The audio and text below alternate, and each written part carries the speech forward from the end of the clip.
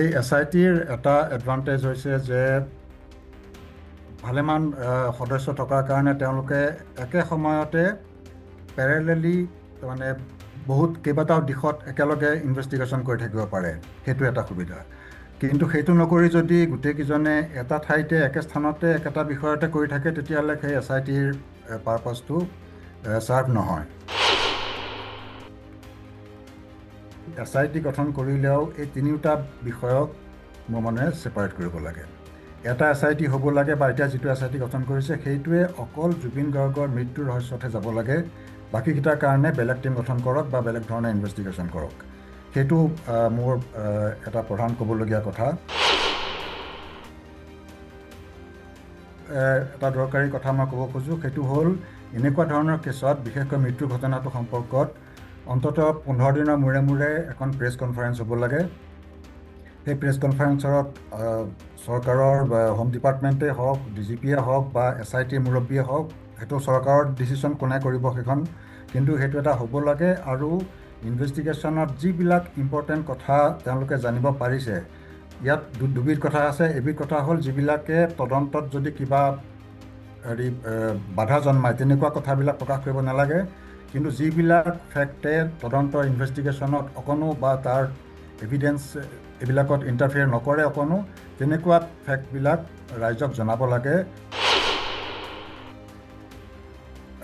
আমাৰ আইনৰ ব্যৱস্থাটো এনেকুৱা, যিটো IPC, আগৰ IPC এতিয়া BNS আৰু আগৰ CRPC এতিয়া BNSS বুলি কয়, তাত যিবিলাক এনেকুৱা ধৰণৰ প্ৰভিজন আছে যে যদি এজন ভাৰতীয় নাগৰিকে পৃথিৱীৰ যিকোনো ঠাইতেই কিবা অপৰাধ কৰে, তেতিয়া সেইটো ভাৰতত গোচৰ হ'ব পাৰে আৰু তেওঁক তাৰ সেই অপৰাধৰ কাৰণে তেওঁৰ বিচাৰ কাৰ্য ভাৰতত চলাব পাৰে। সেইটো প্ৰভিজন আছে, আৰু সেই প্ৰভিজনৰ আধাৰতেই এই কেছ ৰেজিষ্টাৰ কৰা হৈছে। আৰু য'ত সেই অপৰাধ সংঘটিত কৰা মানুহ গোটেইকেইজনেই যদি ভাৰতীয় হয়, তেতিয়াতো একো অসুবিধাই নাই, কাৰণ তেওঁলোক ভাৰতলৈ আহিবই লাগিব। যদি তেওঁলোক বিদেশৰ নাগৰিক হয়, তেতিয়া তাত এক্সট্ৰাডিশ্যনৰ কথাটো আহে, তেতিয়া আৰু অকণমান কমপ্লিকেশ্যন বাঢ়ে। আৰু আমাৰ এইটো ক্ষেত্ৰত যিজন ভিক্টিম, গোটেই অপৰাধৰ বা যিটো অপৰাধ হৈছে বুলি আমি ধৰি লৈছোঁ, সেই অপৰাধৰ ভিক্টিমজনো এজন ভাৰতীয় নাগৰিক। গতিকে এই বিষয়ত ছিংগাপুৰে আমাক সহযোগ নকৰাৰ কোনো কাৰণ নাই, কাৰণ য'ত ভিক্টিমজনো ভাৰতীয় নাগৰিক আৰু যিসকল অভিযুক্ত সন্দেহ কৰা হৈছে তেওঁলোকো ভাৰতীয় নাগৰিক। গতিকে ইয়াত ছিংগাপুৰে নিশ্চয় ভাৰতৰ লগত সম্পূৰ্ণ সহযোগিতা কৰিব। যদি ভিক্টিমজন যদি ছিংগাপুৰৰ নাগৰিক হ'লহেঁতেন, তেতিয়াহ'লে কেছটো বেলেগ আছিলে। তেতিয়া ভাৰতে তেনেকৈ কেছ ল'ব নোৱাৰিব। তেতিয়া ছিংগাপুৰৰ নিজৰ ইণ্টাৰেষ্ট থাকিব যে মোৰ দেশৰ মানুহ মৰিছে, মই তদন্ত কৰিম। এখন আমাৰ ছিংগাপুৰৰ লগত 2005 চনত এখন এগ্ৰিমেণ্ট কৰা হৈছিলে, সেইখনক কয় mutual legal assistance treaty, MLAT বুলি কয়। সেইখনৰ প্ৰভিজন মতে আমাৰ ইয়াত যেতিয়া এটা কেছ ইনভেষ্টিগেশ্যন হয়, তেতিয়া সেইটোৰ কাৰণে যদি ছিংগাপুৰৰ পৰা আমাৰ কিবা সহায়ৰ দৰকাৰ হয়, সেই সহায় আমি বহুত ধৰণে ল'ব পাৰোঁ। তাত তেওঁলোকে কিবা ষ্টেটমেণ্ট ৰেকৰ্ড কৰিব পাৰে, এভিডেন্স ৰেকৰ্ড কৰিব পাৰে, চিজাৰ কৰিব পাৰে, চাৰ্চ কৰিব পাৰে, তেওঁলোকৰ কোনোবা মানুহক ভাৰতলৈ পঠিয়াব পাৰে এক্সামিনেশ্যনৰ বাবে, বা ভাৰতৰ পৰা কোনোবা বিষয়া বা কোনোবা মানুহ ছিংগাপুৰলৈ যাব পাৰে সেই বিষয়ে অনুসন্ধান কৰিবলৈ। এনেকুৱা ধৰণৰ ভালেমান প্ৰভিজন সেই ট্ৰিটিখনত আছে। আৰু এইটো এটা কেছ, যিটো কেছত আমি সেই ট্ৰিটিখনক একচুৱেলি আমি এপ্লাই কৰিব পাৰোঁ, সেইখনক আমি প্ৰয়োগ কৰিব পাৰোঁ কাৰ্যক্ষেত্ৰত। এনেকুৱা কেছ খুব বেছি নঘটে। এইটো এটা এনেকুৱা কেছ য'ত আমি এতিয়া এই ট্ৰিটিখনক আমি সম্পূৰ্ণৰূপে এই ঘটনাটোত প্ৰয়োগ কৰিব পাৰোঁ। আমাৰ কোনোবা অফিচাৰ বা এনেকুৱা এটা ৰিকুৱেষ্ট যেতিয়া যাব, সেই ৰিকুৱেষ্টৰ লগতে আমাৰ কোনোবা অফিচাৰে গৈ ছিংগাপুৰ ভিজিট কৰিব পাৰে। খালি এটা কথা যে ছিংগাপুৰত তদন্ত কৰাৰ যিটো লিগেল অথৰিটি, সেইটো ভাৰতীয় পুলিচৰ নাই। ইয়াত তেওঁলোকে যেনেকৈ ইনভেষ্টিগেশ্যন কৰিব, ছিংগাপুৰত কৰিব নোৱাৰে, কিন্তু ছিংগাপুৰত তেওঁলোক প্ৰেজেণ্ট থাকি সেই ষ্টেটমেণ্ট ৰেকৰ্ড কৰা বা এভিডেন্স ৰেকৰ্ড কৰা সেইবিলাকত তেওঁলোক প্ৰেজেণ্ট থাকিব পাৰে। এই মৃত্যুৰ যিটো তদন্ত, মৃত্যুৰ ঘটনাৰ তদন্ত, সেইটো সম্পূৰ্ণৰূপে পৃথক কৰিব লাগে। কাৰণ সেইটোৰ ওপৰতেই ৰাইজৰ শতকৰা 80% ধ্যান সেইটোৰ ওপৰত আছে। বাকী টকা পইচা কোনোবাই খালে নাখালে কিবা কৰিলে সেইবিলাক পিছে পৰে হৈ থাকিব, কিন্তু এই মৃত্যুৰ ৰহস্যটো ভেদ কৰাটো সেইটো ফাৰ্ষ্ট প্ৰায়ৰিটি। চৰকাৰৰ কাৰণে আটাইতকৈ গুৰুত্বপূৰ্ণ বিষয় এইটো। সেইকাৰণে মই প্ৰথমতে কৈছোঁ যে আমি SITক ভাগ কৰিব লাগিব, যে মৃত্যুৰ ৰহস্যটো সম্পূৰ্ণ এটা ছেপাৰেট মানে SIT থাকিব লাগিব তাৰ কাৰণে। যে মৃত্যু ঠিক কি ধৰণে ঘটিলে আৰু সেই ঠিক মৃত্যু ঘটি থকা সময়ত কোনে কি কৰিছিলে, এই বস্তুটো তাৰমানে আমি ৰিকনষ্ট্ৰাক্ট কৰিব লাগে। SITৰ এটা মুখ্য কাম এইটো, ৰিকনষ্ট্ৰাক্ট কৰা ইভেণ্টটো। এতিয়া মই যিহেতু অলপ ডিটেইলছলৈ যাব খুজিছোঁ এইটো বুজাবৰ কাৰণে, আমি কিছুমান ভিডিঅ' দেখিছোঁ যে য'ত জুবিন গাৰ্গে অকলশৰে সাঁতুৰি আছে, সেই য়টখনৰ পৰা প্ৰায় 30-40-50 মিটাৰ দূৰত তেখেতক দেখা গৈছে আৰু লাইফ জেকেট পিন্ধা নাই। তাত সেই একে ফ্ৰেমতে আমি দেখিছোঁ অন্য কোনোবা এইবোৰ ৰাবাৰ ৰাফ্টত উঠি আছে, তেওঁলোকে কিন্তু লাইফ জেকেট পিন্ধি আছে, আৰু এজন দুজনে সাঁতুৰি আছে, তেওঁলোকে লাইফ জেকেট পিন্ধি আছে। এতিয়া এই ভিডিঅ'টো এটা সময়ত শেষ হৈ গ'ল, আৰু তাৰপিছত কি হ'ল সেইবিলাকৰ কোনো ভিডিঅ' বা ফটো আমাৰ লগত আমি সাধাৰণতে দেখা নাই। এতিয়া মোৰ অনুমান যে যিটো আমি লাষ্ট ভিডিঅ' দেখিছোঁ, এতিয়া সেই মোবাইল ফোনবিলাক প্ৰায়বিলাক মোবাইল ফোন SIT হাতলৈ আহিছে। তেওঁলোকে সেই ভিডিঅ' ক্লিপবিলাকৰ পৰা কোন সময়ত হৈছে, কোন জেগাৰ পৰা হৈছে, এইবিলাক গোটেইবিলাক তেওঁলোকে উলিয়াব পাৰে, GPS লোকেশ্যন উলিয়াব পাৰে। এইবিলাকৰ পৰা গোটেই ঘটনাটোৰ এটা ক্ৰম হিচাপে, এটা ছিকুৱেঞ্চ হিচাপে গোটেই ঘটনাটো এৰেঞ্জ কৰিব লাগে। এই লাষ্ট ভিডিঅ'টো যিটোত ঠিক এই ঘটনাটোৰ আগমুহূৰ্তত জুবিনে অকলশৰে সাঁতুৰি থকা, তাৰ হয়তো 1-2 মিনিটৰ পিছতে ঘটনাটো ঘটিছে, এইটো ঠিক কোন সময়ত ঘটিছিলে আৰু তাৰপিছত কি কি হৈছে। এতিয়া সেই বাকীবিলাক মোবাইল ফোনৰো সেই লোকেশ্যনটো চবৰে পোৱা যাব।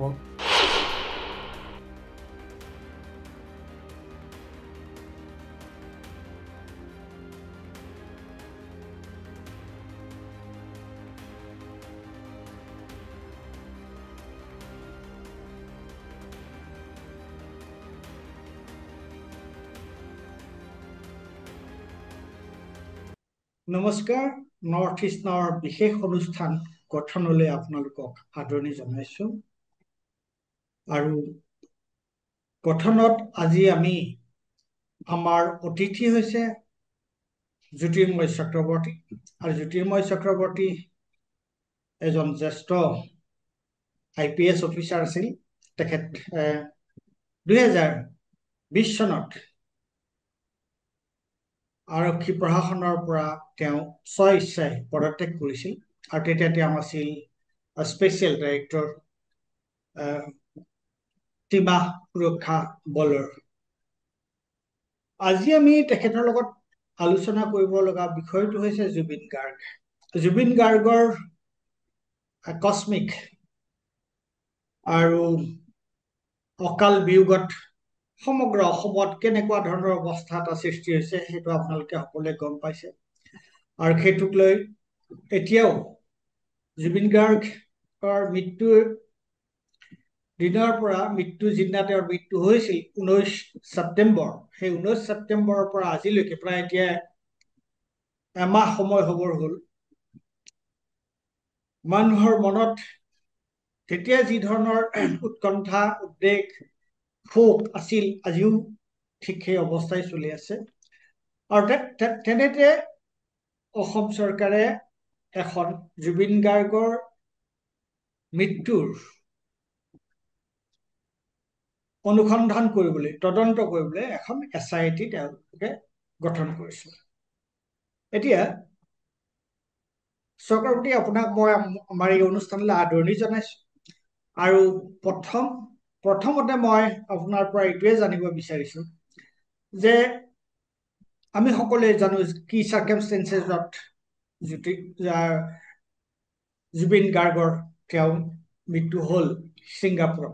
আচলতে সকলোৱে জানা বুলি ক'লে ভুল কথা হ'ব, কিন্তু আমি জানো যে তেখেতৰ ছিংগাপুৰত মৃত্যু হ'ল, কিন্তু চাৰ্কামষ্টেঞ্চেছ কি আছিল, কি কথা, সেইবোৰ এতিয়াও ইনভেষ্টিগেশ্যন কৰি থকা হৈছে। গতিকে জুবিন গাৰ্গৰ মৃত্যুৰ তদন্ত কৰিবলৈ যিখন SIT গঠন কৰা হৈছে, প্ৰথম কথা মই আপোনাৰ পৰা জানিব বিচাৰিছো যে সেই SITখন সন্দৰ্ভত আপোনাৰ মতামতটো কি?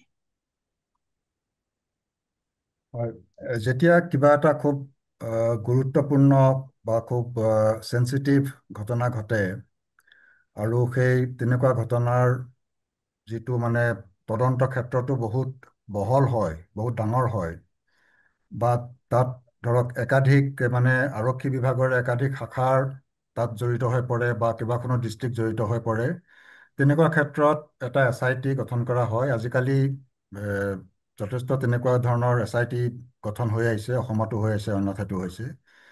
এই SITৰ এটা এডভান্টেজ হৈছে যে ভালেমান সদস্য থকাৰ কাৰণে তেওঁলোকে একে সময়তে পেৰেলেলি তাৰমানে বহুত কেইবাটাও দিশত একেলগে ইনভেষ্টিগেশ্যন কৰি থাকিব পাৰে। সেইটো এটা সুবিধা। কিন্তু সেইটো নকৰি যদি গোটেইকেইজনে এটা ঠাইতে একে স্থানতে একেটা বিষয়তে কৰি থাকে, তেতিয়াহ'লে সেই SITৰ পাৰপাছটো ছাৰ্ভ নহয়। এতিয়া SITৰ ভিতৰতে আমি জুবিন গাৰ্গৰ কথাটো যেতিয়া প্ৰসংগলৈ যেতিয়া আহোঁ, তেতিয়া আমি দেখোঁ যে ইয়াত কমেও তিনিটা বেলেগ বেলেগ ধৰণৰ কেছ আছে। এটা কেছ হ'ল জুবিন গাৰ্গৰ যিটো মৃত্যুৰ ঘটনাটো, সেই মৃত্যুৰ ৰহস্য। যথেষ্ট মানে সন্দেহজনক পৰিস্থিতিত মৃত্যু ঘটিছে। সেই মৃত্যুৰ তদন্ত, সেইটো হত্যা নে কি, বা তাত কোন জড়িত আছে যদি হত্যা হয়, সেইটো এটা কেছ। এটা কেছ হ'ল জুবিন গাৰ্গৰ যিবিলাক বিত্তীয় লেনদেন আছিলে, তেখেতে মাননি হিচাপে যিবিলাক ধন পাইছিলে, তেখেতৰ কপিৰাইট, সংগীতৰ বিভিন্ন গীতবিলাকৰ কপিৰাইটৰ বিষয়ত কিছুমান বিভিন্ন ধৰণৰ কথা ওলাইছে। তাত কোনোবাই প্ৰবঞ্চনামূলকভাৱে সেইবিলাক হস্তগত কৰিছে নেকি, এইটো এটা 2 নম্বৰ বিষয়। এইটোৰ ওপৰতো ইনভেষ্টিগেশ্যন হৈছে। আৰু তৃতীয় কেছটো হ'ল যিটো নৰ্থ ইষ্ট ফেষ্টিভেলক লৈ পেলাই। যিহেতু ছিংগাপুৰত নৰ্থ ইষ্ট ফেষ্টিভেল অনুষ্ঠিত হৈছিলে আৰু সেইটো তাত জইন কৰিবৰ কাৰণেই জুবিন গাৰ্গ তালৈ গৈছিলে, গতিকে সেইটো এটা তাত জড়িত হৈ পৰিছে নৰ্থ ইষ্ট ফেষ্টিভেলৰ। এতিয়া মই ভাবোঁ যে এই তিনিওটা কেছ আচলতে পৃথক পৃথক। যদিও জুবিন গাৰ্গৰ মৃত্যুৰ ৰহস্যৰ লগত এইকেইটাৰ কিবা ধৰণৰ সম্পৰ্ক থাকিব পাৰে, কিন্তু এই দুটা in themselves they are separate cases. এতিয়া আমি SIT গঠন কৰিলেও এই তিনিওটা বিষয়ক মোৰ মানে ছেপাৰেট কৰিব লাগে। এটা SIT হ'ব লাগে, বা এতিয়া যিটো SIT গঠন কৰিছে সেইটোৱে অকল জুবিন গাৰ্গৰ মৃত্যুৰ ৰহস্যতহে যাব লাগে। বাকীকেইটাৰ কাৰণে বেলেগ টিম গঠন কৰক বা বেলেগ ধৰণে ইনভেষ্টিগেশ্যন কৰক। সেইটো মোৰ এটা প্ৰধান ক'বলগীয়া কথা। দ্বিতীয়তে, আহ, এই SITত ধৰক কিছুমান কোনো কোনো বিশেষজ্ঞৰ প্ৰয়োজন হ'ব পাৰে।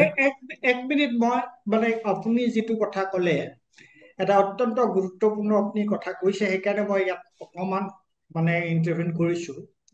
কিয়নো যিসকলে এই আমাৰ সাক্ষাৎকাৰটো চাই আছে, কথোপকথনটো চাই আছে, তেওঁলোকৰ কাৰণে মই এই কথাটো, আপুনি কোৱা কথাটো মই পুনৰুক্তি কৰিব বিচাৰিছো, যে আপুনি কৈছে যে আচলতে জুবিন গাৰ্গৰ মৃত্যুক লৈ, মৃত্যুৱে হ'ল বা হত্যাই হ'ল, মৃত্যুৰ যিটো ৰহস্য, এটা সন্দেহজনক অৱস্থাত জুবিন গাৰ্গৰ মৃত্যু হৈছে আৰু তাৰ কাৰণে এখন SIT গঠন কৰা হৈছে। কিন্তু আপোনাৰ দৃষ্টিভংগীত তাৰ তিনিটা মূল দিশ আছে।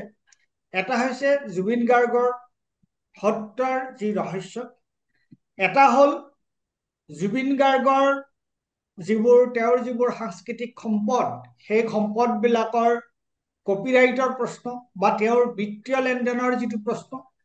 আৰু 3 নম্বৰ কথাটো হৈছে নৰ্থ ইষ্ট ফেষ্টিভেলৰ যি আয়োজন, সেই নৰ্থ ইষ্ট ফেষ্টিভেলত বিত্তীয় কেলেংকাৰী বা নৰ্থ ইষ্ট ফেষ্টিভেল গোটেই ঘটনাটোক লৈ পেলাই এটা অনুসন্ধান। মই ভাবো প্ৰথমবাৰৰ কাৰণে মই এইকাৰণে অকণমান হস্তক্ষেপ কৰিছো, প্ৰথমবাৰৰ কাৰণে কোনোবা এজনে অতি স্পষ্টভাৱে, আচলতে এইবিলাক চব আটাইবোৰ বিষয় জপতিয়াই আলোচনা কৰি থকা হৈছিলে এটা মিক্সড আপ ৱেট। কিন্তু প্ৰথমবাৰৰ কাৰণে মই জনাত আপুনি এই কথাটো স্পষ্টকে কৈছে যে আচলতে SITয়ে তিনিটা বস্তু অনুসন্ধান কৰিব লাগে, আৰু তাৰ কাৰণে আচলতে পৃথকে পৃথকে 3খন SIT হ'ব লাগে। কাৰণ পৃথকে এইকাৰণে হ'ব লাগে যে তাৰ মেণ্ডেটটো বেলেগ বেলেগ ধৰণৰ। জুবিন গাৰ্গৰ হত্যাৰ কথাটো বা জুবিন গাৰ্গৰ মৃত্যুৰ কথাটো, তাৰ ৰহস্যটো এটা বেলেগ ধৰণৰ কথা।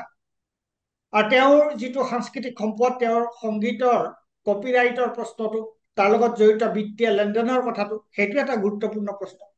আৰু এতিয়া যিহেতু আমাৰ চকুৰ আগলৈ আহিছে নৰ্থ ইষ্ট ফেষ্টিভেল, গতিকে নৰ্থ ইষ্ট ফেষ্টিভেলে কেনেকুৱাকে তেওঁলোকে কাম কাজ কৰি আছিলে, কি ধৰণৰ এক্টিভিটিজ কৰিছিলে, তাত কিমান লিগেল ইলিগেল কথা কিমান জড়িত হৈ আছে, এই বস্তু মই ভাবো এইটো এটা আজিৰ এই এই যিটো আমাৰ সাক্ষাৎকাৰ, তাৰ প্ৰথমতে আপুনি এটা অত্যন্ত গুৰুত্বপূৰ্ণ কথা অৱতাৰণা কৰিছে।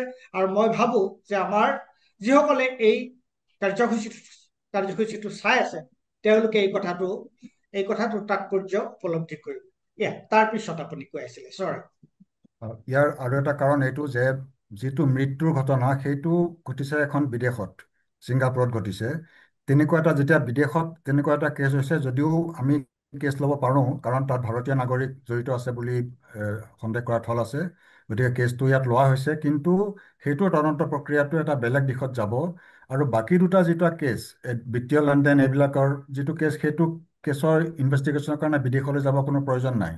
তাৰ গোটেই ঘটনাস্থলী আমাৰ দেশতে আছে, আমাৰ বিভিন্ন চৰকাৰী ডিপাৰ্টমেণ্ট, বিভিন্ন লোক জড়িত হৈ আছে। গতিকে এই পিছৰ দুটা কেছৰ ইনভেষ্টিগেশ্যনটো আমাৰ সাধাৰণ প্ৰক্ৰিয়াত যাব, আৰু যিটো মৃত্যুৰ ৰহস্য সেইটো এটা বেলেগ মানে প্ৰক্ৰিয়াত যাব। সেইকাৰণে এইকেইটাক ছেপাৰেট কৰিব লাগে। আৰু তৃতীয়তে এটা দৰকাৰী কথা মই ক'ব খোজোঁ, সেইটো হ'ল এনেকুৱা ধৰণৰ কেছত, বিশেষকৈ মৃত্যুৰ ঘটনাটো সম্পৰ্কত অন্ততঃ 15 দিনৰ মূৰে মূৰে এখন প্ৰেছ কনফাৰেন্স হ'ব লাগে। সেই প্ৰেছ কনফাৰেন্সত চৰকাৰৰ হোম ডিপাৰ্টমেণ্টেই হওক, DGPয়ে হওক বা SIT মুৰব্বীয়ে হওক, সেইটো চৰকাৰৰ ডিচিশ্যন কোনে কৰিব সেইখন, কিন্তু সেইটো এটা হ'ব লাগে। আৰু ইনভেষ্টিগেশ্যনত যিবিলাক ইম্পৰ্টেণ্ট কথা তেওঁলোকে জানিব পাৰিছে, ইয়াত দুবিধ কথা আছে। এবিধ কথা হ'ল যিবিলাকে তদন্তত যদি কিবা হেৰি বাধা জন্মায়, তেনেকুৱা কথাবিলাক প্ৰকাশ কৰিব নালাগে। কিন্তু যিবিলাক ফেক্টে তদন্ত ইনভেষ্টিগেশ্যনত অকণো বা তাৰ এভিডেন্স এইবিলাকত ইণ্টাৰফেয়াৰ নকৰে অকণো, তেনেকুৱা ফেক্টবিলাক ৰাইজক জনাব লাগে। কাৰণ সেইটো নজনালে ৰাইজে নিজে নিজে বহুত ধৰণৰ কথা ওলাই আছে সংবাদ মাধ্যমত, ছ'চিয়েল মিডিয়াত, ইমান বেলেগ বেলেগ ধৰণৰ কথা, আৰু সেইবিলাক লৈ পেলাই মানুহ বিভ্ৰান্ত হৈ গৈছে। আৰু সেইবিলাকে বেলেগ পৰিস্থিতিৰ সৃষ্টি কৰিব, বেলেগ ল এণ্ড অৰ্ডাৰ পৰিস্থিতিৰ সৃষ্টি কৰিব পাৰে। গতিকে এটা প্ৰেছ কনফাৰেন্স 15 দিনৰ মূৰে মূৰে কৰাটো অতি জৰুৰী বুলি মই ভাবোঁ। এতিয়া আপুনি আপোনাৰ দুটা পৰ্যায়ত আপুনি যিখিনি কথা ক'লে, পিছৰ পৰ্যায়টোত যিটো কথা কৈছে যে আচলতে কি কাৰণে এই তিনিটা বেলেগ বেলেগ SITৰ প্ৰয়োজন আহি পৰিছে, সেইটো আপুনি ইতিমধ্যে ব্যাখ্যা কৰিলে। আৰু তাত অন্য এটা গুৰুত্বপূৰ্ণ কথা মই ভাবোঁ যে সেইটো এটা অতি গুৰুত্বপূৰ্ণ কথা, সেইটো হ'ল যে এটা নিৰ্দিষ্ট সময়ৰ মূৰে মূৰে, প্ৰথম কথা যে জুবিন গাৰ্গৰ মৃত্যু ৰহস্যটোৰ কাৰণে সেইটো এটা জটিল বিষয়, কিয়নো এইটো এটা বেলেগ দেশ এখনত এই ঘটনাটো ঘটিছে। সেইটো আমি আহিম পিছত। কিন্তু আপুনি কৈছে যে বাকী দুটা কথা, যিহেতু আমাৰ ভাৰতবৰ্ষ, অসমৰ, আমাৰ দেশতে হৈছে, গতিকে এইটোত কোনো ধৰণৰ তেনেকুৱা ধৰণৰ কোনো জটিলতা নাই। তাৰ গোটেইখিনি খা খবৰ বিচাৰ খোচাৰ আমাৰ ইয়াতে কৰিব পাৰি। কিন্তু অন্য এটা গুৰুত্বপূৰ্ণ আপুনি কথা কৈছে, মই ভাবো যে আমি এই কথাবোৰ খুব মনোযোগেৰে লক্ষ্য কৰা উচিত, যে যেতিয়া এই ধৰণৰ এটা গুৰুত্বপূৰ্ণ বিষয়ত যেতিয়া SIT এটা গঠন কৰা হয়, আৰু SITৰ অনুসন্ধান তদন্ত কি ধৰণে আগবাঢ়িছে, সময়ে সময়ে সেই কথাটো ৰাইজক জনোৱা উচিত, যাতে ৰাইজে এই তদন্তৰ ওপৰত আস্থা ৰাখিব পাৰে। আৰু যোৱা সময়ছোৱাত আমি যিটো দেখিছো, সেইটো হৈছে আপুনি কোৱা একজেক্টলি সেই ঘটনাটোৱে ঘটিছে, যে তদন্তৰ অগ্ৰগতি সম্পৰ্কে কৰ্তৃত্বশীল ব্যক্তিয়ে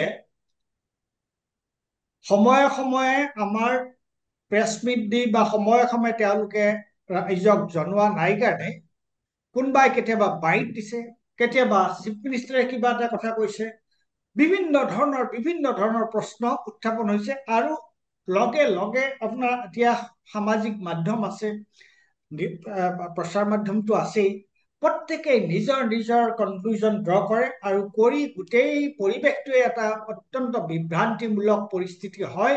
আৰু যেতিয়া তাৰ কাৰণে কেতিয়াবা কেতিয়াবা মানুহ উত্তপ্ত হ'ব লগা হয়। যোৱা সময় কালি আমি যিটো অৱস্থা আমি দেখা পালো বাছখাত, সেইটো তাৰে তেনেকুৱা ধৰণৰ। গতিকে কিন্তু আপুনি যিটো কথা কৈছে সেইটো কিন্তু আমি এতিয়ালৈকে দেখা নাই। এই SIT-টো যে এটা নিৰ্দিষ্ট সময়ৰ মূৰে মূৰে এজন চৰকাৰী প্ৰবক্তা, অথৰাইজ এজন কৰ্তৃত্বশীল ব্যক্তিয়ে ৰাইজক জনোৱাটো আমি দেখা নাই। আৰু ৰাইজক জনোৱাটো যদি জনালেহেঁতেন, যিখিনি পাইছে যে কি ডাইৰেকশ্যনত গৈ আছে, তেতিয়া ৰাইজো আশ্বস্ত হলহেঁতেন, যে ৰাইজেও গম পালেহেঁতেন যে হয় আমি জুবিন গাৰ্গৰ মানে ন্যায় বিচাৰি হেচটেগ কৰি এতিয়া 10 লাখ মানুহে এই ডিমাণ্ডটো কৰিছে। আৰু আমাৰ চিফ মিনিষ্টাৰে কৈছে এতিয়া ডিমাণ্ড কিয় কৰি থাকিব লাগে, আমাক তদন্তটো চলি আছে।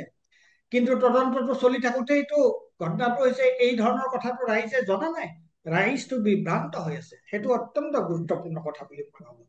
এতিয়া পিছৰ প্ৰশ্নটো যিটো আহিলে আমি এটা এটাকে ল'ব বিচাৰিছো, সেইটো হৈছে ধৰক ছিংগাপুৰত যেতিয়া ঘটনাটো ঘটিল, সেইটো ছিংগাপুৰত হৈছে। এই ধৰণৰ এখন বহিৰাষ্ট্ৰত যেতিয়া এনেকুৱা ধৰণৰ ঘটনা এটা ঘটে, সেই ঘটনাটোৰ উচিত অনুসন্ধানৰ কাৰণে যি কৰিব লাগে, আপুনি ভাবেনে যে আমাৰ যিটো SIT-য়ে সেই ধৰণে তেওঁলোকে অগ্ৰসৰ হৈছে বা তেওঁলোকে কৰিছে? মোৰ ধাৰণা তেখেতসকল সেই ধৰণে নিশ্চয় অগ্ৰসৰ হৈছে, যদিও আমি জানিব পৰা নাই কি ধৰণে অগ্ৰসৰ হৈছে। তথাপিও মোৰ ধাৰণা সেই ধৰণে অগ্ৰসৰ হ'ব। এতিয়া মই চমুকৈ দুটামান কথা ক'ব খোজো যে আমাৰ আইনৰ ব্যৱস্থাটো এনেকুৱা, যিটো IPC, আগৰ IPC এতিয়া BNS আৰু আগৰ CRPC এতিয়া BNSS বুলি কয়। তাত যিবিলাক এনেকুৱা ধৰণৰ প্ৰভিজন আছে যে যদি এজন ভাৰতীয় নাগৰিকে পৃথিৱীৰ যিকোনো ঠাইতেই কিবা অপৰাধ কৰে, তেতিয়া সেইটো ভাৰতত গোচৰ হ'ব পাৰে আৰু তেওঁক সেই অপৰাধৰ কাৰণে তেওঁৰ বিচাৰ কাৰ্য ভাৰতত চলাব পাৰে। সেইটো প্ৰভিজন আছে আৰু সেই প্ৰভিজনৰ আধাৰতেই এই কেছ ৰেজিষ্টাৰ কৰা হৈছে। আৰু য'ত সেই অপৰাধ সংঘটিত কৰা মানুহ গোটেইকেইজনেই যদি ভাৰতীয় হয়, তেতিয়াতো একো অসুবিধাই নাই, কাৰণ তেওঁলোক ভাৰতলৈ আহিবই লাগিব। তেওঁলোকক যদি তেওঁলোক বিদেশৰ নাগৰিক হয়, তেতিয়া তাত এক্সট্ৰাডিশ্যনৰ কথাটো আহে, তেতিয়া আৰু অকণমান কমপ্লিকেশ্যন বাঢ়ে। আৰু আমাৰ এইটো ক্ষেত্ৰত যিজন ভিকটিম, গোটেই অপৰাধৰ বা যিটো অপৰাধ হৈছে বুলি আমি ধৰি লৈছোঁ, সেই অপৰাধৰ ভিকটিমজনো এজন ভাৰতীয় নাগৰিক। গতিকে এই বিষয়ত ছিংগাপুৰে আমাক সহযোগ নকৰাৰ কোনো কাৰণ নাই, কাৰণ য'ত ভিকটিমজনো ভাৰতীয় নাগৰিক আৰু যিসকল অভিযুক্ত সন্দেহ কৰা হৈছে তেওঁলোকো ভাৰতীয় নাগৰিক। গতিকে ইয়াত ছিংগাপুৰে নিশ্চয় ভাৰতৰ লগত সম্পূৰ্ণ সহযোগিতা কৰিব। যদি ভিকটিমজন যদি ছিংগাপুৰৰ নাগৰিক হ'লহেঁতেন, তেতিয়াহ'লে কেছটো বেলেগ আছিলে। তেতিয়া ভাৰতে তেনেকৈ কেছ ল'ব নোৱাৰিব। তেতিয়া ছিংগাপুৰৰ নিজৰ ইণ্টাৰেষ্ট থাকিব যে মোৰ দেশৰ মানুহ মৰিছে, মই তদন্ত কৰিম। এতিয়া ইয়াতে আৰু এটা কথা আছে, সেইটো হ'ল এই এখন আমাৰ ছিংগাপুৰৰ লগত 2005 চনত এখন এগ্ৰিমেণ্ট কৰা হৈছিলে, সেইখনক কয় mutual legal assistance treaty, MLAT বুলি কয়। সেইখনৰ প্ৰভিজন মতে আমাৰ ইয়াত যেতিয়া এটা কেছ ইনভেষ্টিগেশ্যন হয়, তেতিয়া সেইটোৰ কাৰণে যদি ছিংগাপুৰৰ পৰা আমাৰ কিবা সহায়ৰ দৰকাৰ হয়, সেই সহায় আমি বহুত ধৰণে ল'ব পাৰোঁ।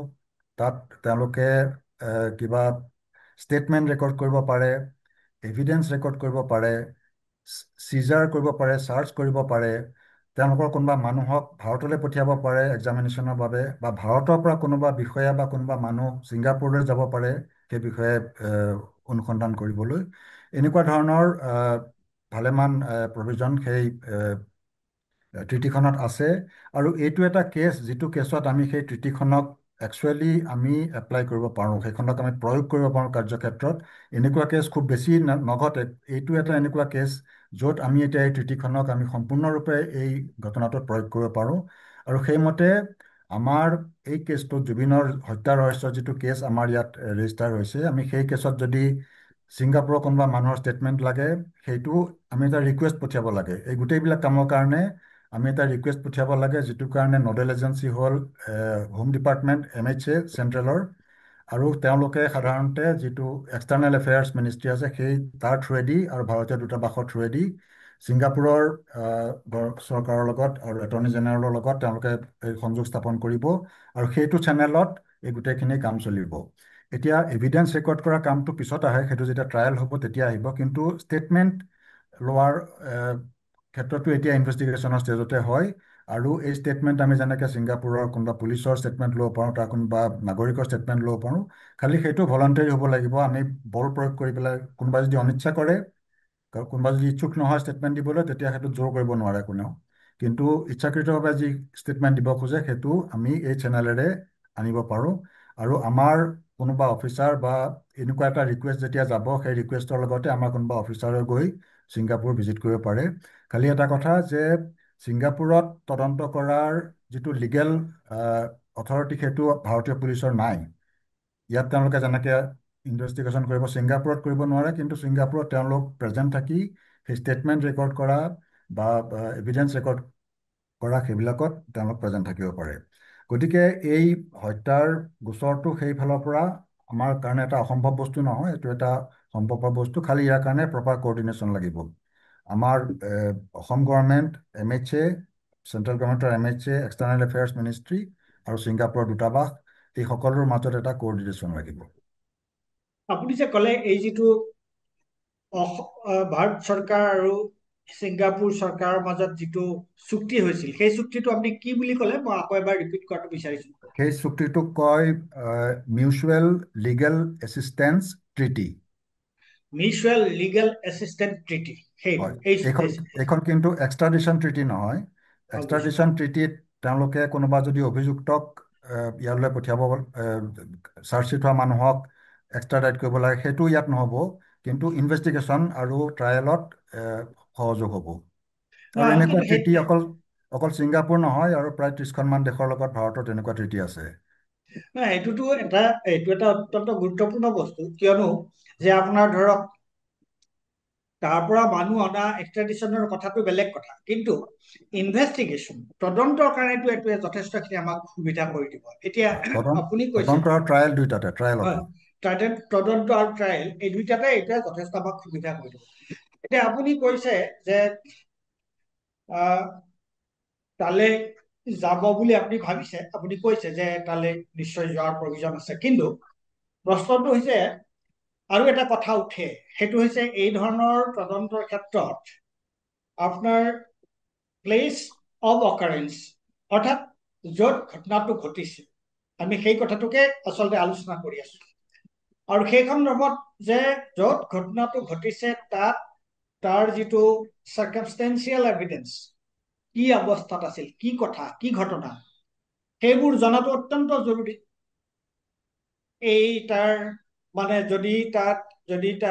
তাৰ যিটো হত্যা বা মৃত্যুৰ যিটো ৰহস্য, মৃত্যুৰ ৰহস্যটো জনাৰ কাৰণে অতি জৰুৰী। আপুনি কৈছে যে SIT-য়ে বোধহয় যাব, কিন্তু আজি আপোনাৰ 19 তাৰিখৰ পৰা আজি 19 ছেপ্টেম্বৰ, আৰু আজি আপোনাৰ 16 অক্টোবৰ, এতিয়ালৈকেতো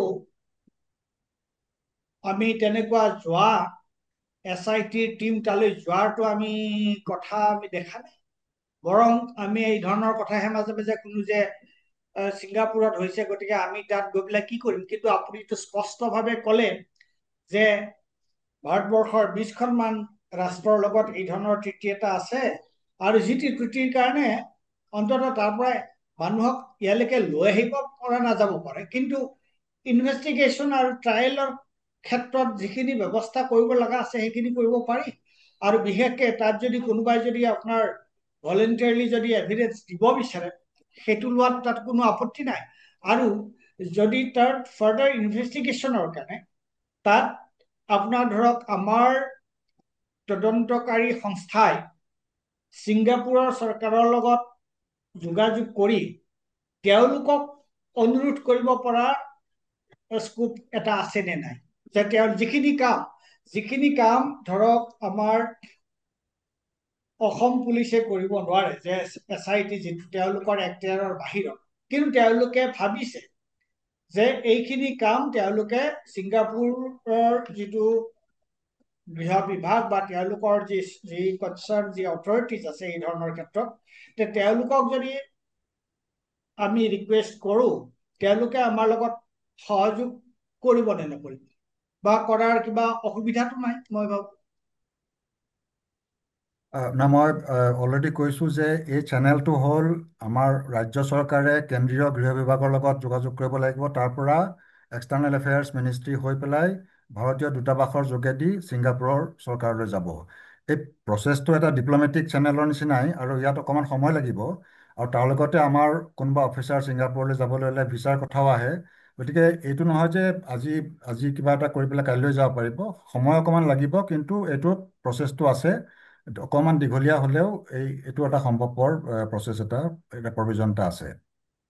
না, এটা দুটা মই সেইকাৰণে এইটোত অকমান কৈছো, লাগিছ মানে আপোনাৰ পৰা জানিব বিচাৰিছো। এটা হৈছে আপুনি কৈছে যে ইয়াত কোনো অসুবিধা নাই, এই বস্তুটো কৰাত কোনো অসুবিধা নাই, তেওঁলোকে যাব পাৰে। অকমান সময়টো স্বাভাৱিকতে বিভিন্ন বিভাগৰ লগত এটা যোগাযোগৰ প্ৰশ্ন আছে, সংযোগ স্থাপনৰ কথা আছে তেওঁলোকৰ লগত, সেইটোতো আছে।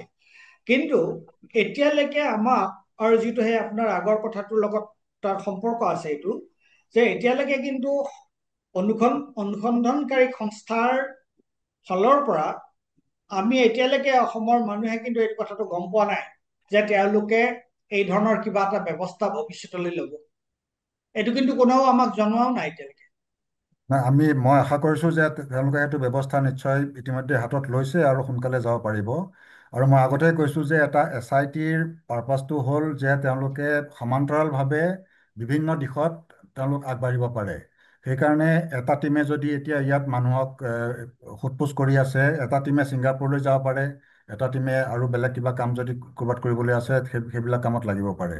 গতিকে পেৰেলেলি ভালেমান দিশত তেওঁলোক সমান্তৰালভাৱে আগবাঢ়িব পাৰে। সেইটোৱে SITৰ মানে পাৰ্পাছটো সেইটো।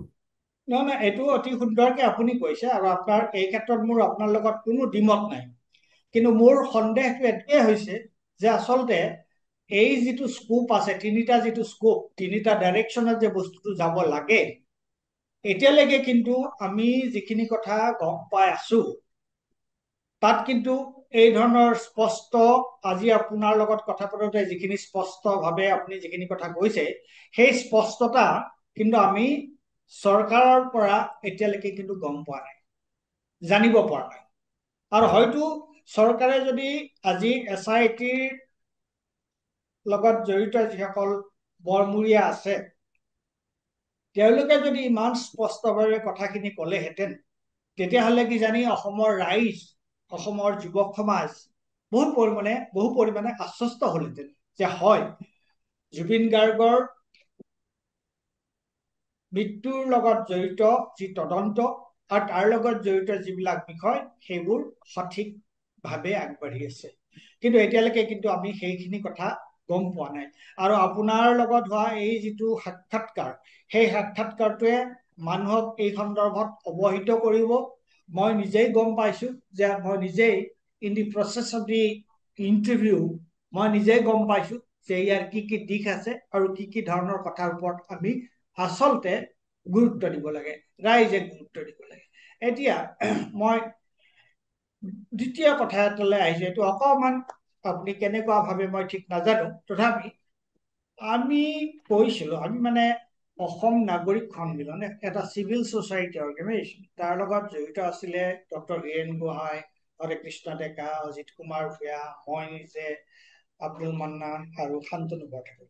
আমি কৈছিলো যে এটা ইণ্ডিপেণ্ডেণ্ট এটা বডি, যে এজন সুপ্ৰিম কোৰ্টৰ এজন উচ্চ ন্যায়ালয়ৰ এজন জাষ্টিচ, এজন প্ৰাক্তন আৰক্ষী সঞ্চালক প্ৰধান, এজন আপোনাৰ ফৰেনচিক এক্সপাৰ্ট, আৰু এজন এডভোকেট, চিনিয়ৰ এডভোকেট হাইকোৰ্টৰ, তেনেকুৱা ধৰণৰ এটা অনুসন্ধান কমিটি এটা যদি কৰা হ'লহেঁতেন, আৰু তেওঁলোকক যদি এম্পাৱাৰ কৰা হ'লহেঁতেন, তেতিয়াহ'লে এতিয়া চৰকাৰৰ সন্দৰ্ভত যে বহু সময়ত চৰকাৰৰ এটা ট্ৰাষ্ট ডেফিচিয়েঞ্চিৰ কথা এটা আহে, কিয়নো বিভিন্ন ধৰণৰ কথা বতৰাবিলাকত, সেইবোৰ মই এতিয়া বিশেষ ভাল বিস্তৃতভাৱে ব্যাখ্যা কৰাৰ কোনো প্ৰয়োজন নাই।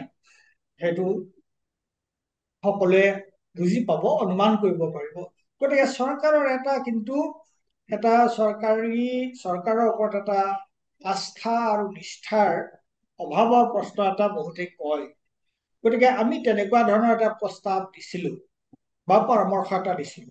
সেই সন্দৰ্ভত আপোনাৰ মতামত বেলেগ নালাগে, ইয়াত কিন্তু আপোনাৰ মতামতটো মই জানিব বিচাৰিছো। ইয়াত তদন্ত কমিটি বুলি আপুনি ইনভেষ্টিগেশ্যনৰ কথা কৈছে নে নে হয় কমিশ্যন অফ হয়, এনকুৱাৰীৰ নাই কথা? এই গোটেই বস্তুটো এণ্টায়াৰ থিং। না, ইনভেষ্টিগেশ্যন হ'লে সেইটো তেনেকুৱা কমিটিয়ে কৰিব নোৱাৰে, সেইটো কাৰণে পুলিচ পাৱাৰ্ছ লাগে। আৰু ধৰক কোনোবা হাইকোৰ্টৰ ন্যায়াধীশ বা অধিবক্তা তেখেতসকলে পুলিচৰ নিচিনাকৈ ইনভেষ্টিগেশ্যন নকৰে।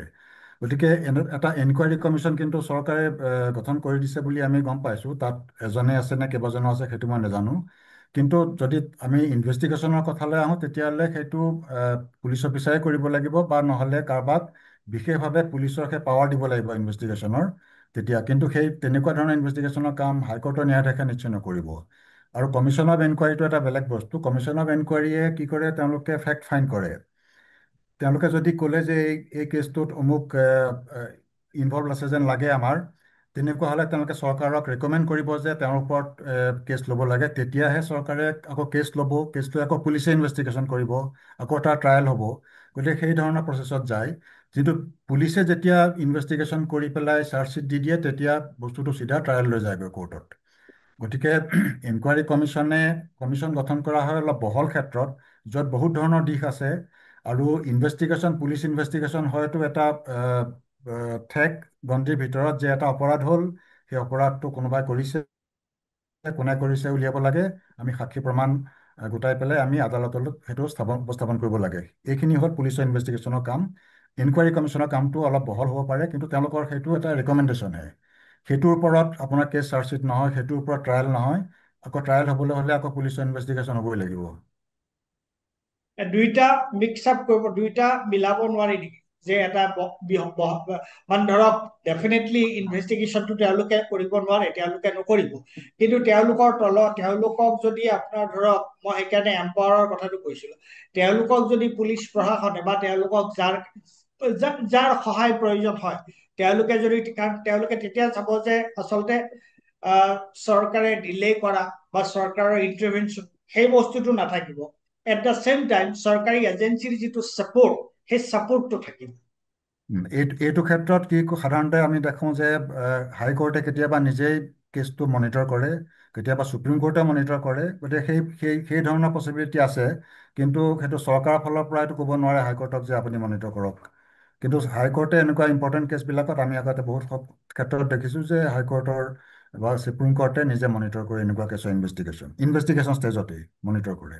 গতিকে তেনেকুৱা এইটো কৰাৰ হয়তো প্ৰয়োজনীয়তা আছে, কিন্তু সেইটো সিদ্ধান্ত হাইকোৰ্টৰ হ'ব।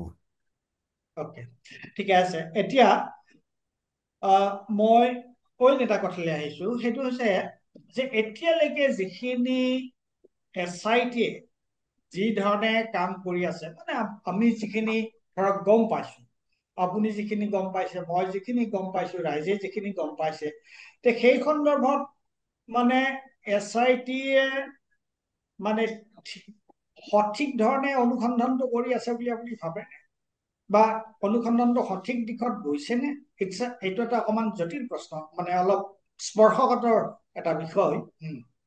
বিশেষকে এজন প্ৰাক্তন জ্যেষ্ঠ আৰক্ষী বিষয়াক মই যেতিয়া এই ধৰণৰ প্ৰশ্ন এটা সুধিম, এইটো অলপ স্পৰ্শকাতৰ, তথাপি মই আপোনাৰ পৰা জানিব বিচাৰিছো।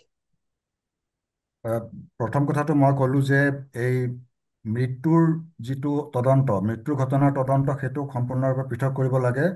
আৰু কাৰণ সেইটোৰ ওপৰতেই ৰাইজৰ শতকৰা 80% ধ্যান সেইটোৰ ওপৰত আছে। বাকী টকা পইচা কোনোবাই খালে নাখালে কিবা কৰিলে সেইবিলাক পিছে পৰে হৈ থাকিব। কিন্তু এই মৃত্যুৰ ৰহস্যটো ভেদ কৰাটো সেইটো ফাৰ্ষ্ট প্ৰায়ৰিটি। চৰকাৰৰ কাৰণে আটাইতকৈ গুৰুত্বপূৰ্ণ বিষয় এইটো। সেইকাৰণে মই প্ৰথমতে কৈছোঁ যে আমি SIT-ক ভাগ কৰিব লাগিব, যে মৃত্যুৰ ৰহস্যটো সম্পূৰ্ণ এটা ছেপাৰেট মানে SIT থাকিব লাগিব তাৰ কাৰণে। দ্বিতীয়তে, এই কেছটোত যদিও কেছটো হৈছে আপোনাৰ ছিংগাপুৰত, ইয়াত আটাইতকৈ গুৰুত্বপূৰ্ণ কথা হ'ল যে মৃত্যু ঠিক কি ধৰণে ঘটিলে, আৰু সেই ঠিক মৃত্যু ঘটি থকা সময়ত কোনে কি কৰিছিলে। এই বস্তুটো তাৰমানে আমি ৰিকনষ্ট্ৰাক্ট কৰিব লাগে। SITৰ এটা মুখ্য কাম এইটোৱে, ৰিকনষ্ট্ৰাক্ট কৰা ইভেণ্টটো। এতিয়া মই যিহেতু অলপ ডিটেইলছলৈ যাব খুজিছোঁ এইটো বুজাবৰ কাৰণে, আমি কিছুমান ভিডিঅ' দেখিছোঁ যে য'ত জুবিন গাৰ্গে অকলশৰে সাঁতুৰি আছে, সেই য়টখনৰ পৰা প্ৰায় 30, 40, 50 মিটাৰ দূৰত তেখেতক দেখা গৈছে, আৰু লাইফ জেকেট পিন্ধা নাই। তাত সেই একে ফ্ৰেমতে আমি দেখিছোঁ অন্য কোনোবা এইবোৰ ৰাবাৰ ৰাফ্টত উঠি আছে, তেওঁলোকে কিন্তু লাইফ জেকেট পিন্ধি আছে। আৰু এজন দুজনে সাঁতুৰি আছে, তেওঁলোকে লাইফ জেকেট পিন্ধি আছে। এতিয়া এই ভিডিঅ'টো এটা সময়ত শেষ হৈ গ'ল, আৰু তাৰ পিছত কি হ'ল সেইবিলাকৰ কোনো ভিডিঅ' বা ফটো আমাৰ লগত আমি সাধাৰণতে দেখা নাই। এতিয়া মোৰ অনুমান যে যিটো আমি লাষ্ট ভিডিঅ' দেখিছোঁ, এতিয়া সেই মোবাইল ফোনবিলাক, প্ৰায়বিলাক মোবাইল ফোন SITৰ হাতলৈ আহিছে। তেওঁলোকে সেই ভিডিঅ' ক্লিপবিলাকৰ পৰা কোন সময়ত হৈছে, কোন জেগাৰ পৰা হৈছে, এইবিলাক গোটেইবিলাক তেওঁলোকে উলিয়াব পাৰে, GPS লোকেশ্যন উলিয়াব পাৰে। এইবিলাকৰ পৰা গোটেই ঘটনাটোৰ এটা ক্ৰম হিচাপে, এটা ছিকুৱেঞ্চ হিচাপে গোটেই ঘটনাটো এৰেঞ্জ কৰিব লাগে। এই লাষ্ট ভিডিঅ'টো যিটোত ঠিক এই ঘটনাটোৰ আগমুহূৰ্তত জুবিনে অকলশৰে সাঁতুৰি থকা, তাৰ হয়তো 1-2 মিনিটৰ পিছতে ঘটনাটো ঘটিছে, এইটো ঠিক কোন সময়ত ঘটিছিলে আৰু তাৰ পিছত কি কি হৈছে। এতিয়া সেই বাকীবিলাক মোবাইল ফোনৰো সেই লোকেশ্যনটো চবৰে পোৱা যাব, সেই যিখন ইয়ত আছিলে সেইখনৰ GPS লোকেশ্যন পোৱা যাব। আৰু তাৰপিছত তেওঁলোক যে লাহেকৈ আকৌ পাৰলৈ গুচি আহিলে, যি ছিংগাপুৰৰ যিটো হেৰিৰ পৰা গৈছিলে, তেওঁলোক জেটি বা হাৰ্বৰৰ পৰা গৈছিলে, সেইটোলৈ আকৌ ঘূৰি আহিছে।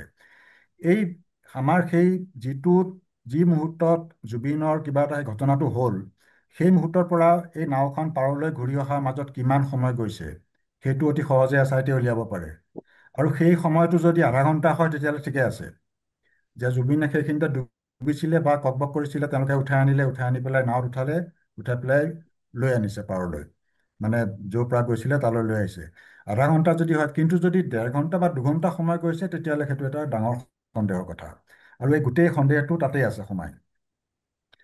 তাৰমানে এজন মানুহ যদি পানীত ককবকাই আছে, তেওঁ ড্ৰাউনিং ঠিক হওঁ হওঁ হৈ আছে, লগত ইমানবোৰ মানুহ আছে, লগত তেওঁলোকৰ লাইফ জেকেট আছে, আনকি সেই নাওবিলাকতো চবতে যিটো লাইফ বয় বুলি কয়, লাইফ বয় বুলি ৰিং এটা থাকে, সেই ৰিংটো ৰছী লগাই পেলাই দলিয়াই দিয়ে, সেইটোত মানুহজন তৎক্ষণাত ধৰি ল'ব পাৰে। এইবিলাক বস্তু তাত আছে। তেওঁলোকৰ ৰেস্কিউ কৰিব পৰা ট্ৰেইন পাৰ্চন থাকিব লাগিব ইয়াতত, নহ'লে তেনেকৈ মানুহ লৈ যাব নোৱাৰে। গতিকে এই গোটেইবিলাক থকাৰ যিহেতু তেওঁলোকৰ লগত আছে, নিশ্চয় তেওঁলোকে সেই জুবিনে ককবক কৰি পেলাই ঠিক সেই ড্ৰাউনিং হোৱাৰ সময়তে তেওঁলোকে পানীৰ পৰা নিশ্চয় উঠাই আনিব পাৰিছে। আৰু উঠাই আনিব যদি পাৰিলে তেওঁলোকে নাও লৈ, তেতিয়াহ'লে তাত আৰু বেলেগ কথা নাই, আৰু সেই নাও লৈ পেলাই তেওঁলোক তুৰন্ত যাব লাগিব। তেওঁলোকে য'ৰ পৰা আহিছিলে, ছিংগাপুৰ মেইন যিটো আইলেণ্ড ছিংগাপুৰৰ, তালৈ যাব লাগিব, ছিংগাপুৰৰ মূল ভূমিভাগলৈ। আৰু তেওঁলোকে লগে লগে এম্বুলেঞ্চক খবৰ দিব লাগিব, যাতে এম্বুলেঞ্চ সেই জেগাটোলৈ আহে। এতিয়া এইখিনি সময় ইয়াতখন যথেষ্ট স্পীডত যাব পাৰে, মোৰ মনে এইখিনি সময়ত আধা ঘণ্টাতকৈ বেছি নালাগে। কিন্তু যদি 1.5 ঘণ্টা 2 ঘণ্টা লাগিছে, তেতিয়াহ'লে মোৰ সন্দেহ হয় যে ঘটনাটো হয়তো বেলেগ ধৰণে ঘটিছে, আৰু সেই কথাটো গোটেই মানুহখিনিয়ে লুকুৱাইছে। এনেকুৱা এটা সন্দেহ হোৱাৰ যথেষ্ট থল থাকে।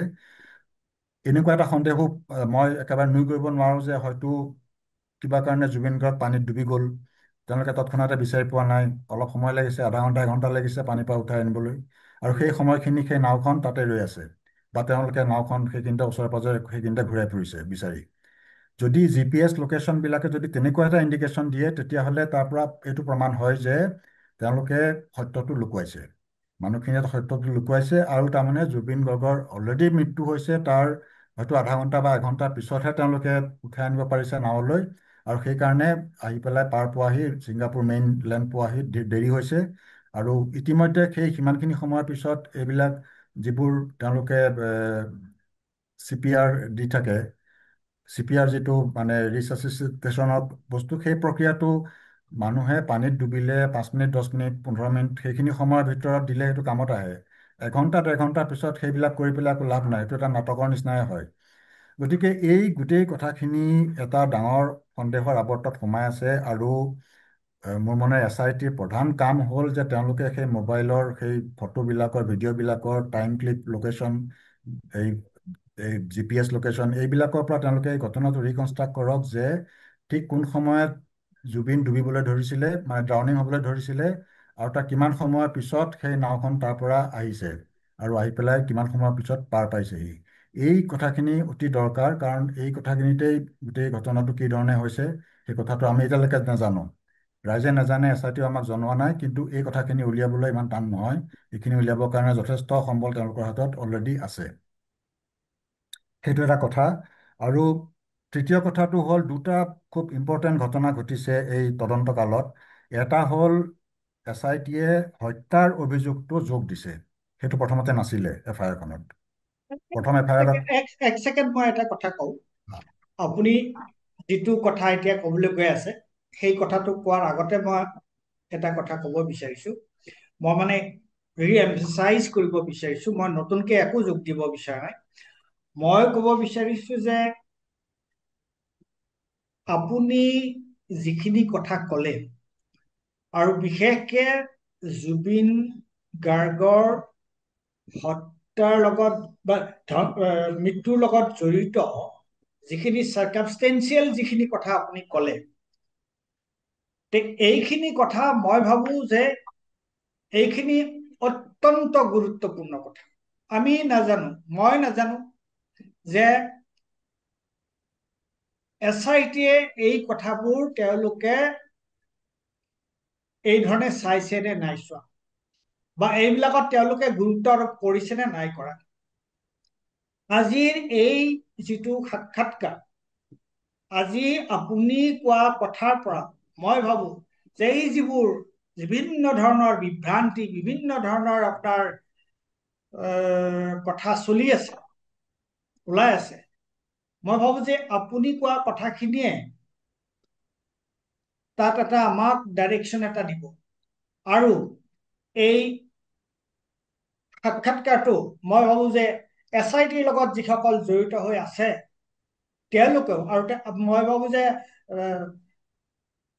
জ্যোতিৰ্ময় চক্ৰৱৰ্তীৰ কথা তেওঁলোকে গুৰুত্ব সহকাৰে লোৱা উচিত, এইকাৰণে যে তেওঁ এজন অভিজ্ঞ এজন আৰক্ষী বিষয়া আছিলে, আৰু তেখেতৰ কথাখিনি শুনিলেই গম পোৱা যায় যে তেখেতে কিমানকেইটা দিশ সামৰি বিশেষকে এই তেওঁৰ মৃত্যুৰ ঘটনাটোক লৈ পেলাই কথাখিনি কৈছে। মই ভাবো যে এইখিনি এছ.আই.টিৰ কাৰণেও গুৰুত্বপূৰ্ণ কথা, আৰু আপুনি কোৱা কথাখিনি, আৰু এইখিনি আমাৰ সাধাৰণ ৰাইজৰ কাৰণে, জুবিনৰ যিসকল অনুৰাগী, জুবিনৰ মৃত্যুৰ যিসকলে সঠিক তদন্ত বিচাৰি আছে, তেওঁলোকৰ কাৰণেও এইখিনি কথা অত্যন্ত গুৰুত্বপূৰ্ণ। সেইকাৰণে মই আচলতে আপোনাৰ কথাৰ মাজতে এই কথাটো কলো। এতিয়া আপুনি পিছৰ কথাটো কওকচোন। হয়, দুটা গুৰুত্বপূৰ্ণ ঘটনা ঘটিছে। এটা হ'ল যে হত্যাৰ অভিযোগটো সম্ভৱতঃ আগতে নাছিলে, সেইটোক পিছত যোগ দিয়া হৈছে, আৰু সেই হত্যাৰ অভিযোগত কেইবাজনো লোকক গ্ৰেপ্তাৰ কৰা হৈছে এতিয়া। আৰু অসমৰ মুখ্যমন্ত্ৰী মহোদয়ে কেইবাবাৰো একাধিকবাৰ বিভিন্ন বাইট দিওঁতে বা ষ্টেটমেণ্ট দিওঁতে তেখেতে জুবিন গাৰ্গৰ হত্যা বুলি উল্লেখ কৰিছে। এতিয়া হত্যা অভিযোগটো যদি উপযুক্ত প্ৰমাণ বা গ্ৰাউণ্ড লৈ পেলাই যোগ দিয়া হৈছে, খুব ভাল কথা। কিন্তু যদি উপযুক্ত গ্ৰাউণ্ড নোহোৱাকৈ যদি যোগ দিয়া হৈছে মাত্ৰ এই কাৰণে যে মানুহকেইজনে সোনকালে জামিন নাপাওক, অভিযুক্ত কিজনে যাতে সোনকালে জামিন নাপায়, অকল সেই কাৰণে যদি হত্যাৰ অভিযোগটো অনা হৈছে, তেতিয়া সেইটো পিছত গৈ এটা সাংঘাতিক কথা হ'ব পাৰে। পিছত যদি কয় যে আচলতে হত্যা হোৱা নাছিলে, এনেকুৱা যদি পিছত ক'বলগীয়া হয়, তেতিয়াহ'লে সেইটো মানুহে সহজে নেমানিব। আৰু দুই নম্বৰ কথাটো হৈছে যে আৰক্ষীয়ে পুলিচৰ জিম্মাত বিচাৰিবৰ কাৰণে এখন কোৰ্টলৈ গ্ৰাউণ্ড জনাই পেলাই এপ্লিকেশ্যন দিয়ে। সেই এপ্লিকেশ্যনত লিখিছে যে অমুক মানুহজনে কৈছে যে জুবিন গাৰ্গক বিষ খুৱাই পেলাই হত্যা কৰা হৈছে। এনেকুৱা ধৰণৰ সেইটো চাৰিওফালে ওলাই গ'ল। সেই কাগজখনে ছ'চিয়েল মিডিয়াত সেই কাগজখন দেখা পোৱা গৈছে। তাৰপিছত CID অফিচৰ OC-ক ট্ৰান্সফাৰ কৰিছে। মানে পিছত যদি ক'বলগীয়া হয় যে আচলতে হত্যা হোৱা নাছিলে, তেতিয়া এটা ডাঙৰ ঘটনা হ'ব।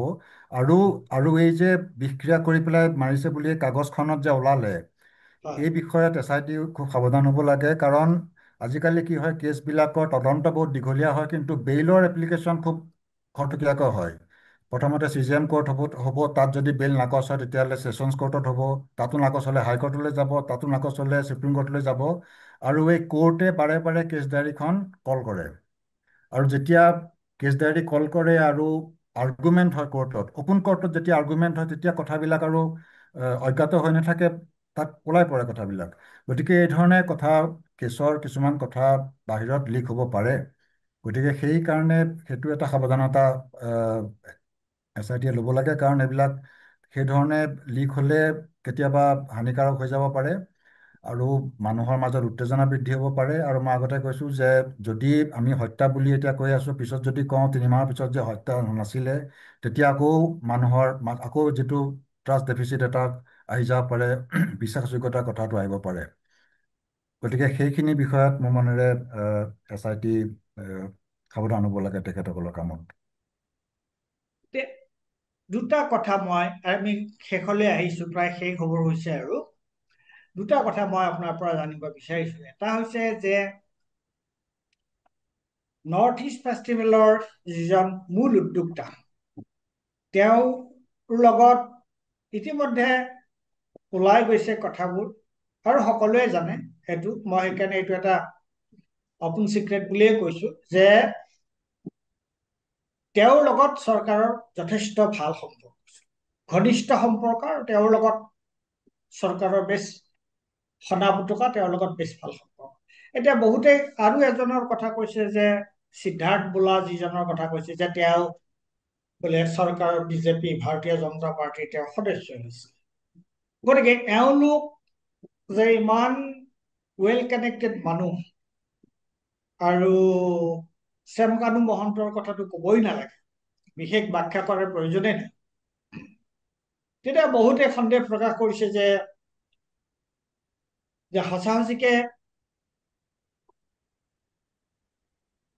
অনুসন্ধানটো সঠিক দিশত আগবাঢ়িবনে, আৰু চৰকাৰৰ লগত থকা এই যিটো তেওঁলোকৰ সম্পৰ্ক, এই সম্পৰ্কই এই অনুসন্ধান প্ৰভাৱিত নকৰিবনে? প্ৰথমতে মই নৰ্থ ইষ্ট ফেষ্টিভেলৰ কথা কৈছোঁ, আৰু সেইটো মূল উদ্যোক্তা শ্যামকানু মহন্ত। আহ, ইতিমধ্যে মই শুনা পাইছোঁ যে তেখেতৰ ঘৰত হেনো CID-য়ে বা আৰক্ষীয়ে চাৰ্চ কৰোঁতে চৰকাৰী ডিপাৰ্টমেণ্টৰ চিল কিছুমান পাইছে। হয়, হয়। হয়। এতিয়া আহ, তেনেকুৱা চিল কোনোবাই ৰখা বা তেনেকুৱা চিল ব্যৱহাৰ কৰাটো এটা অপৰাধ। অকল সেইটোৱে অপৰাধ, বাকী অপৰাধৰ কথা আপুনি নানিলেও অকল চিল এটা ৰাখি পেলাই ব্যৱহাৰ কৰাটো এটা অপৰাধ। আৰু এইটো অপৰাধৰ অতি সোনকালে SIT-য়ে বা অন্য তদন্তকাৰী বিষয়াই চাৰ্জশ্বিট দিব পাৰে কেছটো। তেওঁলোকে মাত্ৰ সেই সংশ্লিষ্ট বিভাগকেইটাৰ লগত যোগাযোগ কৰি তেওঁলোকৰ ষ্টেটমেণ্ট লৈ পেলাই, তেওঁলোকৰ যি প্ৰমাণ পত্ৰ লাগে তেনেকুৱা সেইবিলাক লৈ বা প্ৰজিকিউশ্যন চেংচন লৈ পেলাই এই কেছটো অতি সোনকালে তেওঁলোকে কৰি দিব পাৰে। আৰু এইটো এনেকুৱা এটা কেছ যিটো কেছৰ বেচিছত এনফৰ্চমেণ্ট ডাইৰেক্টৰে কেছ ৰেজিষ্টাৰ কৰিব পাৰে টকা পইচাৰ লেনদেনৰ সম্পৰ্কত। এনফৰ্চমেণ্ট ডাইৰেক্টৰক এটা প্ৰেডিকেট কেছ লাগে, প্ৰথমতে এটা কিবা বেলেগ কেছ হ'ব লাগিব, তেতিয়াহে সেই কেছৰ সম্পৰ্কত পইচা লেনদেনৰ কথা লৈ পেলাই এনফৰ্চমেণ্ট ডাইৰেক্টৰে কেছ ৰেজিষ্টাৰ কৰিব পাৰে। গতিকে এই যদি কেছটো এটা খৰতকীয়াকৈ লৈ পেলাই কেছটো চাৰ্জশ্বিট কৰিব পাৰে, তেতিয়াহ'লে এনফৰ্চমেণ্ট ডাইৰেক্টৰৰ ৰোলটো ইয়াত তৎক্ষণাতে আহি যাব। আৰু সেইমতে সেইটো এটা দিশত মই কৈছোঁ যে হত্যা ৰহস্যৰ লগত এইটো সম্পৰ্ক একো নাই, মই দেখাত নাই। গতিকে প্ৰেডিকেট কেছটো আমাৰ এই যে এনেকুৱা ধৰণৰ সাম্ভাৱ্য বিত্তীয় কিবা এনেকুৱা হেৰাফেৰি বা তেনেকৈ চৰকাৰী চিল আনঅথৰাইজ ডিল তেনেকৈ ৰখা বা ব্যৱহাৰ কৰা, এইবিলাকৰ ওপৰত এই কেছটো হ'ব পাৰে। কিন্তু সেইটো নকৰি পেলাই যদি জুবিনৰ মৃত্যুৰ বা হত্যাৰ কেছৰ লগত যদি সাঙুৰি পেলাই আমি এনফৰ্চমেণ্ট ডাইৰেক্টৰক আনিবলৈ খোজো এই কেছত, তেতিয়াহ'লে এইটো এটা ডিজাষ্টাৰ হ'ব। এতিয়াই মই একদম স্পষ্টকৈ কৈ দিছোঁ যে তেনেকুৱা এটা যদিও দেখাত আপোনাৰ লাগিব যে মাৰ্ডাৰ কেছটো আৰু বেছি জোৰদাৰ কেছ, গতিকে মাৰ্ডাৰ কেছৰ লগত হেৰি কৰিলে বেছি ভাল হ'ব, কিন্তু মোৰ মনেৰে সেইটো এটা ডিজাষ্টাৰ হ'ব। আৰু এনেকুৱা যিটো এটা কেছ আছে, সৰু কেছ, এই কেছটো সৰু হওক কথা নাই, কিন্তু এই কেছটো চিডিউলত আছে, যিখন হেৰি কেছ ইডিৰ যিখন আইন আছে তাৰ চিডিউলত আছে। গতিকে সেইমতে ইডিয়ে এইটো কেছত গোচৰ ল'ব পাৰে। আৰু সেইটো যদি চৰকাৰে কৰে সেই কামটো, তেতিয়াহ'লে আমি ভাবিম যে চৰকাৰৰ এই দিশত নিশ্চয় ইণ্টাৰেষ্ট আছে এই বস্তুটোৰ সঠিক তদন্ত হোৱাটো। এতিয়া নৰ্থ ইষ্ট ফেষ্টিভেল বুলি ক'লে সেইটো এটা প্ৰকৃততে চৰকাৰে পৃষ্ঠপোষকতা কৰা এটা অনুষ্ঠান। তাত কেন্দ্ৰীয় চৰকাৰে ধন দিয়ে আৰু ৰাজ্য চৰকাৰে ধন দিয়ে, প্ৰায় 10-12 বছৰ ধৰি এই অনুষ্ঠানটো চলি আহিছে। গতিকে ইয়াত যদি এতিয়া কিবা ধনৰ কিবা মিছ এপ্ৰপ্ৰিয়েশ্যনৰ কথা আহে, তেতিয়াহ'লে সেই বস্তুটো চৰকাৰৰ কোনোবা বিভাগৰ পৰা বা মিনিষ্ট্ৰীৰ পৰাহে আহিব লাগিব। আপুনি মই ক'ব নোৱাৰোঁ যে এইটো এনেকুৱা কৰিছে বুলি। আৰু চৰকাৰে সেইকাৰণে যদি অডিট কৰা নাছিলে সেইবিলাক অডিট কৰিব লাগে। অডিট কৰোঁতে যদি কিবা ইৰেগুলাৰিটি বা তেনেকুৱা ধৰণৰ হেৰি দেখা পায়, তেতিয়াহ'লে সেইটোৰ ওপৰত ফাৰ্ডাৰ একশ্যন হ'ব পাৰে। এতিয়া এইবিলাকত সেই অন্য ধৰণৰ কিছুমান আমি বিভিন্ন দেখিছোঁ, সঁচা মিছা মই নাজানো, কিছুমান অনৈতিক কাৰ্যকলাপৰ লগত কিবা কিবি এনেকুৱা ধৰণৰ যোগাযোগ দেখিছোঁ। তেনেকুৱা যদি ঘটনা হৈছে, তেতিয়াহ'লে সেই ভুক্তভোগী লোকে তেওঁলোকে ছেপাৰেটলি কেছ দিব লাগিব, তেতিয়াহে কিবা অভিযোগ আহিব পাৰে। নহ'লে এইবিলাকৰ ওপৰত একো অভিযোগ নাহে। তাৰমানে হয় চৰকাৰে অডিট কৰি পেলাই এই ধৰণে কৰক, নহ'লে ভুক্তভোগীয়ে যে কাৰোবাক পইচা দিম বুলি কৈছিলে নিদিলে, বা কাৰোবাৰ লগত কিবা অনৈতিক কিবা ধৰণে জোৰ জবৰদস্তি কৰিছে, এনেকুৱা ধৰণৰ কথা থাকিলে সেই ভুক্তভোগীয়ে FIR দিব লাগিব, তেতিয়াহে কিবা তাত কাম হ'ব। নহ'লে চৰকাৰৰ ফালৰ পৰা এইটো বস্তু নহয়। কাৰণ চৰকাৰে যেতিয়া ধন দিছে, আমি ধৰি ল'ম যে আগৰ বছৰৰ ধনৰ যেতিয়া হিচাপ দিব, তেতিয়াহে আকৌ নতুনকৈ ধন মোকলাই দিম এবছৰ। গতিকে তেনেকৈ যদি 10 বছৰৰ ধন দি আছে কিন্তু আগৰ হিচাপ লোৱা নাই, যদি সেই তেনেকুৱাটো হ'ব নালাগে, কাৰণ কেন্দ্ৰীয় চৰকাৰত বা ৰাজ্য চৰকাৰৰ ডিপাৰ্টমেণ্টত তেনেকুৱা ধৰণৰ ঘটনা নহয়। কিন্তু সেইবিলাকৰ যদি অডিট প্ৰপাৰলি হোৱা নাই, তেতিয়াহ'লে সেই অডিট হ'ব লাগে।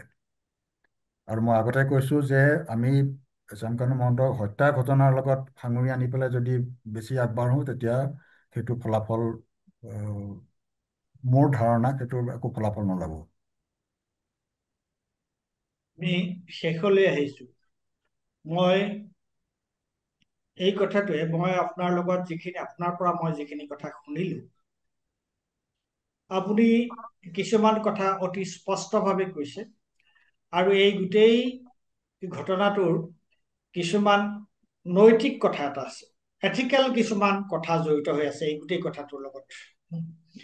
গতিকে যিখিনি কথা আপুনি কৈছে, সেইখিনি কথা আৰু যিখিনি কথা আপুনি নোকোৱাকে কৈছে, যিখিনি কথা কোৱা নাই আপুনি, কিন্তু আমি তাৰ পৰা ইনফাৰ কৰিব পাৰো, তাৰ পৰা আমি অনুমান কৰি ল'ব পাৰো, ইনফাৰ কৰি ল'ব পাৰো। গতিকে যিখিনি নোকোৱাকে আছে সেইখিনি কথাটো বাদেই দিলো, কিন্তু যিখিনি কথা আপুনি ইতিমধ্যে এই জুবিন গাৰ্গৰ মৃত্যুৰ তদন্ত সন্দৰ্ভত আপুনি যিখিনি কথা কৈছে, মই ভাবো যে সেইখিনি কথাই